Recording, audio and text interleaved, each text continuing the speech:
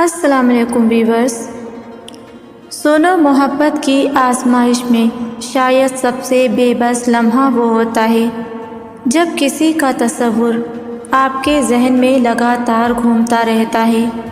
آپ کام میں ہوں، آرام میں ہوں، عبادت میں ہوں یا پھر تنہائی میں ہوں، وہ خیال جسے آپ کے دماغ کا ایک حصہ بن جاتا ہے جو ہٹنے کا نام تک نہیں لیتا۔ لیکن یاد رکھیں، اسلام میں کوئی بھی بات یوں ہی نہیں ہوتی۔ ہر احساس، ہر کیفیت کے پیچھے ایک راز چھپا ہوتا ہے۔ کبھی یہ کیفیت اللہ کی طرف سے ایک نشانی ہوتی ہے اور کبھی یہ آپ کے صبر اور دل کی مضبوطی کا ایک مشکل ترین امتحان ہوتا ہے۔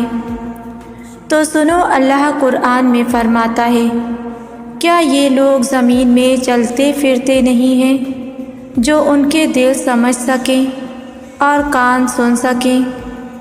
اصل اندھا وہ نہیں جو دیکھ نہیں سکتا، بلکہ اصل اندھا تو وہ ہے جو حق کو پہچاننے سے محروم ہو۔ تو یہ آیت ہمیں بتاتی ہے کہ دل صرف خون پمپ کرنے والا اعضا نہیں ہے، بلکہ یہ انسان کی اصل بصیرت کا مرکز ہے۔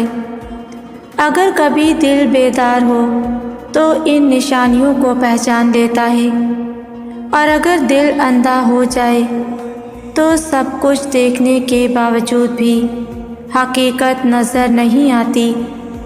تو سوال یہ ہے کہ آخر وہ انسان آپ کے ذہن میں لگاتار کیوں رہتا ہے؟ اکثر اس کی وجہ دل کا گہرا تعلق اور محبت کا رشتہ ہوتا ہے۔ یہ کیفیت کبھی خوشخبری کا اشارہ ہو سکتی ہے اور کبھی اللہ کی طرف سے ایک امتحان۔ تو یاد رکھیں، اس کائنات میں کچھ بھی بے مقصد نہیں ہوتا۔ ہر جذبہ، ہر سوچ کے پیچھے کوئی نہ کوئی حکمت ضرور پوشیدہ ہوتی ہے۔ اگر کوئی شخص بار بار آپ کے ذہن میں آ رہا ہے تو سمجھ لیجئے کہ آپ ایک بڑے امتحان میں داخل ہو چکے ہیں۔ اب ضروری ہے کہ آپ اس آزمائش کی گہرائی کو سمجھیں۔ آخر یہ خیال اتنے طاقتور کیوں ہوتے ہیں کہ ہر بات کو پیچھے دھکیل دیتے ہیں؟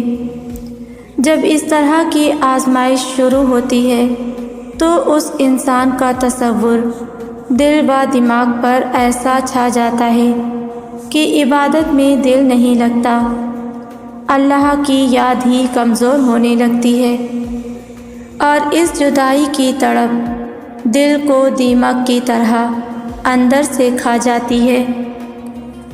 لیکن یاد رکھیں کہ ہر کوئی اس امتحان میں ایک جیسا رد عمل نہیں دیتا۔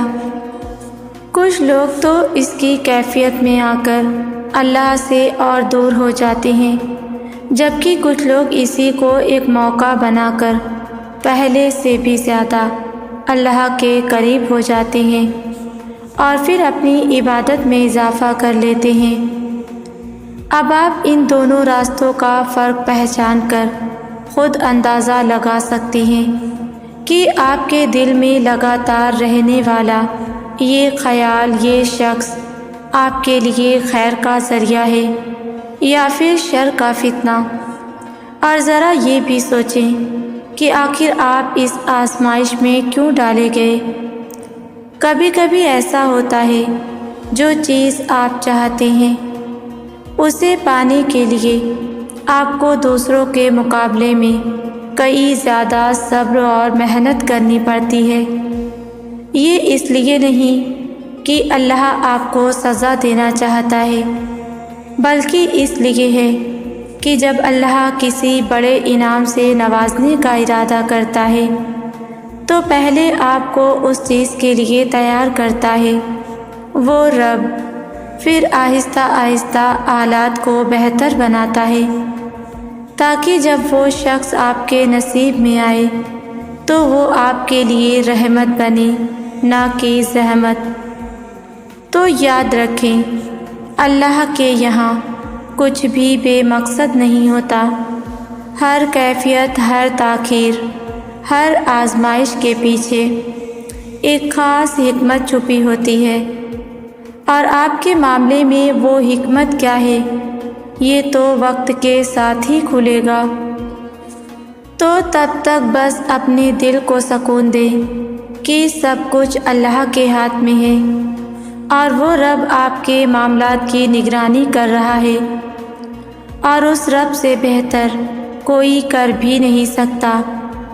تو اگر کوئی انسان آپ کے خیال میں بار بار آ رہا ہے تو اس کے پیچھے کی حکمت دیکھیں کہ آپ کو اس شخص کا خیال کس طرف لے جا رہا ہے، خیر کی طرف یا پھر ایسے راستے کی طرف جو آپ کے لیے نقصان دہ ہو۔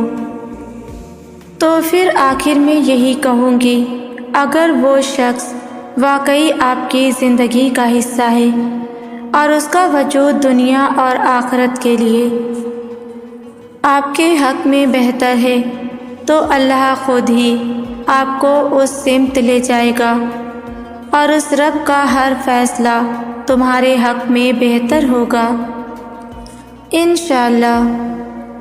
ویورز، اگر ویڈیو آپ کو پسند آئی ہے تو ویڈیو کو لائک شیئر کریں اور چینل کو سبسکرائب کریں، اور کامنٹس میں اپنے قیمتی رائے کا اظہار ضرور کیا کریں۔